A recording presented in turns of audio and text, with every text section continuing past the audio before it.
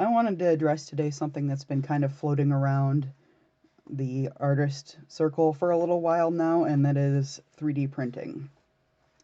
So, obviously, I'm a 3D printer. I have a 3D printer channel, even though I don't use it a lot.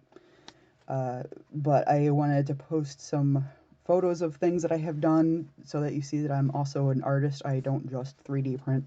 In fact, I've been an artist a whole lot longer than I've done 3D printing. So I've done costumes by hand. Um, I have done jewelry, and I've done hand painting of stuff.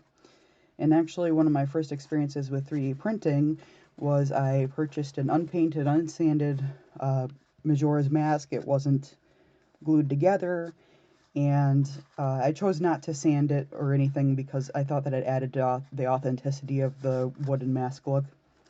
But anyway, I put it together and I painted it. So here's a picture of that. And so I kind of decided that I wanted to get into it to make other things that people enjoy without necessarily having to pay tons of money for it, because at that point it was very expensive. So, but the reason I kind of wanted to address the low effort, quote unquote, concerns about 3D printing is that anyone that goes out and buys a 3D printer usually finds out that that is absolutely not the case. If everyone could 3D print, everyone would, because the costs of them have come down so much.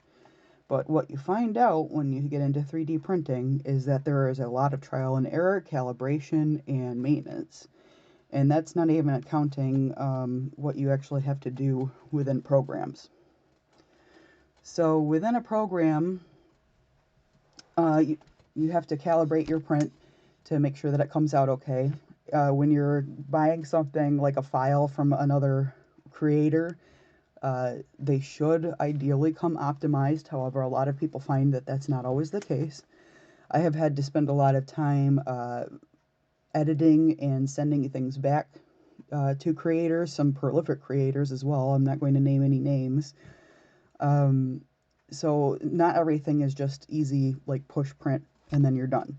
There's failures. There's having to figure out optimization. There's sometimes where files are missing things that they need to have. So, and also, in addition to hand painting items, which I do some, there's been items where I have to hand paint them in the program. There's fill tools and everything just like you would see in Photoshop. However, they're not exactly perfect. Within the Studio Slicer that you use, whatever you choose to use, Bamboo, Orca, whatever, there's a lot of hand painting involved in addition to the select tools because they don't get everything. And you're not working with a two-dimensional design like you'd be working in with Photoshop. You're having to get into every single nook and cranny, rotating the image around, and considering that because you're working with a 3D image file. So if you don't do that, you're going to have weird color bleeding. You're going to wind up with colors where you don't want them. And same kind of thing goes for when you're deciding how to purge and fill if you're using a multicolor printer. There's a lot more. We could go on for hours, but this is just something to take into consideration. So when you go and see a 3D printer at a booth at a craft show, I know a lot of people look and see, oh, it's the same stuff, it's low effort, this and that. But I've been to enough craft shows in my life and recently, because I do go and sell at craft shows, that I walk by several candle vendors, I walk by several tumble vendors, I walk by multiple people with the little dresses sewn for the geese and pretty much all the same stuff.